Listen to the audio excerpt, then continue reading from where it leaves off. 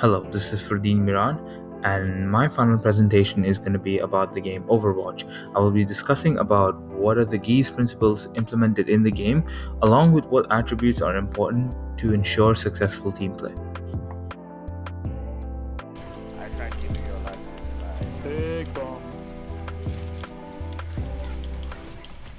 Overwatch is a first-person multiplayer shooter game developed by Blizzard Games in 2016. Overwatch has two teams, each of 6 players face each other in various game modes. These game modes are called Escort, Assault, and Control Point. These game modes have different objectives and have teams play for these objectives under a certain time limit. For example, Escort.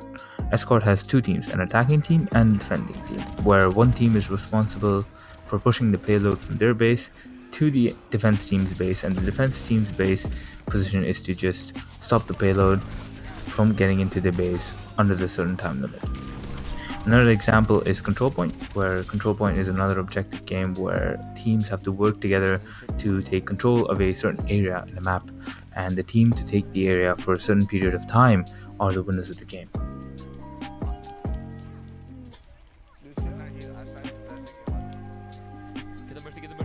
Now, we will be discussing the various implementations of GEAS learning principles and how these principles, along with different attributes of a team such as mutual performance, can ensure successful team play. When starting the game, you are introduced to a tutorial. The tutorial shows you the basics of the game, such as learning how to move, learning how to look around, learning what buttons to click to use abilities, and learning what an ultimate ability is. Although this tutorial does seem really good for beginners, it is only available for one character, and that character is called Soldier 76. Now, it would seem a lot of work to have a tutorial for every single character in the game, as Overwatch is filled with many characters. The developers of the game took another approach by using a training ground. This training ground allows players to pick any characters and test their abilities on training bots. This means that players can experience different abilities, they can realize how to use different characters, and how strong or how weak are different characters in the game. The training ground is a perfect example of how one of GEAS learning by design principles are implemented in the game. This principle is known as fish tanks. Fish tanks are a simpler or watered down version of the game. Fish tanks allow players to work on their skills on an easier difficulty of the game. It allows them to freely use a character and test their skills. Although fish tanks work very well in the game or for many other games, I believe the way Overwatch has implemented it does not really provide a player with much room to learn. Overwatch is not very straightforward or easy to understand. Players, after playing for a while in the training ground, might be overwhelmed by the vast difference between the real game and the training ground. Overwatch game modes have a lot to account for, a lot of variables, such as how their characters are supposed to be played in different scenarios, or how their characters should be used in different objectives, or how their characters are favored by certain maps and how certain maps do not favor the character. I believe the game designers of Overwatch should create another level of fish tanks. These fish tanks should be on a different difficulty, or should have something entirely different from what the training ground is. Should have more than what the training ground is.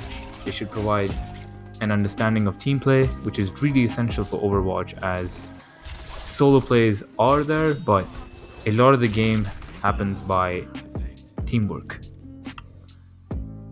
So this upgraded version of fish tanks that I think should be implemented should teach deeper aspects of the game, such as what counters their players, or what to play when, or how to play a character, or how to use an ability in different ways. I think we will talk about this in another learning principle as well, but I believe that for now, a higher level of fish tank, which provides players with a better understanding of the game can help them be less overwhelmed by this difference between the real game and the training ground. I think this difference can cause players to get bored of the game or easily be overwhelmed by the game. Let us get into the other types of learning implemented into the game and how they can be used to ensure successful play in Overwatch. Overwatch has characters with many unique abilities, and the game designers of the game intended to have players learn to use these abilities in different ways. Now, not all ultimate abilities are for the sake of doing damage or are for the sake of eliminating the other team. There could be many other reasons or goals to use an ability. Let's take Winston's ultimate ability as an example. Right here you can see me barely doing any damage to even a training bot. Winston was assumed to be a useless character because of this. People thought in the early seasons of Overwatch that Winston barely does any damage and there are way better characters that do more damage and are more tankier than Winston.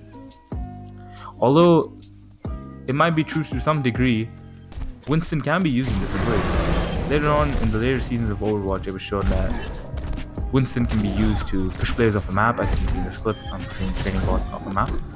Winston can also be used to push players off a control point. So, to achieve a certain objective, you can have Winston push the enemy team off their position on a control point and have your team enter the control point and switch the flow of the game.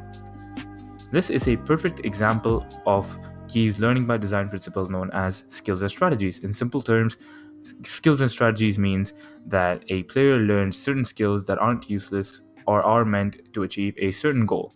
In this case, for Winston, the goal is to achieve control of an area or control of a payload. I believe that the upgraded fish tanks I was talking about can help guide players to achieve skills and strategies, and skills and strategies can help achieve a lot of help for a team.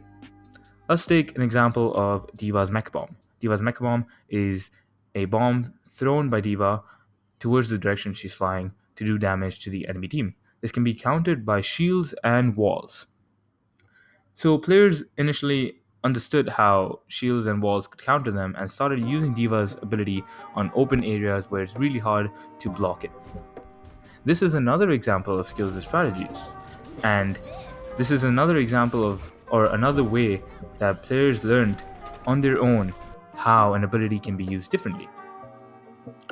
If there were upgraded fish tanks, these upgraded fish tanks that I talked about before could help guide these players to know the different goals that are present and know how to achieve these different goals with different characters. And learning these skills and strategies could help a team. Overwatch really depends on teamwork and also depends on players knowing and having a vast game knowledge. This vast game knowledge could help a team achieve successful play as well. Overwatch has divided their characters into 3 different categories. These categories are defined by a character's abilities and strengths. Although a player is allowed to choose a character from any category, usually players find themselves play a character from a certain role. This is a perfect example of the Key's customized principle in which players find their style of learning and they know where they fit in the most. For example, I personally prefer playing tank characters, and I know that while playing tank characters, my role is to cover for my team, take damage, and make sure all of them are safe behind my shield. Take this Orisa gameplay where I am defending a payload. I am trying my best to keep my team covered while trying to damage the enemy team's shield and get the enemy team's formation disrupted. The role that I play or the learning that happens in the customized principle is derived from the skills and strategies. The skills and strategies allows me to see in different scenarios what to do with different characters. So this is a connection between skills and strategies and customized principle, where a person knows what to play in their role when they know what strategies to use when playing. To connect all the dots, I'll be finally talking about the most important aspect needed for successful play. This is known as mutual performance. It is when a team player is allowed to give feedback while monitoring other team members. In a research called The Influence of Team Factors and Team Processes on Game Based Learning in Student Teams, teams were made to play a game called Yard Crane Scheduler. In Yard Crate Scheduler, you have different roles, and each player has to play a role and have different responsibilities. This does sound very similar to Overwatch, as Overwatch does also have different roles, and every role in Overwatch has a different type of responsibility and a different strategy to follow. The result of this research showed that the team that mutually performed worked well together and were very productive within the certain time limit given to them, whereas the team that were trying to morally support each other by trying to help each other in each other's roles often found themselves wasting time and less productive. In Overwatch, it is often seen that players switch roles to help each other out, and this switching of roles causes a team's communication to fluster, and it also causes a team to be less productive. Overwatch is a game that is really time based and there are time pressures, and these time pressures cause a player to mess up even if they lose few seconds in the game. Mutual performance is actually related to the Geese principles I was just talking about before. To end it all, I will be connecting them right now. In order to mutually perform, every player in their team needs to give feedback on their roles. Every player also needs to be productive when they're performing their roles. Performing the roles together and working together results in a good team play. In order to perform your role well, you need to know the skills and the strategies needed for those skills when playing, and that comes from skills and strategies. And skills and strategies could come from the upgraded fish tanks or experience in the game. And that is my final presentation. I hope you liked it. Thank you very much.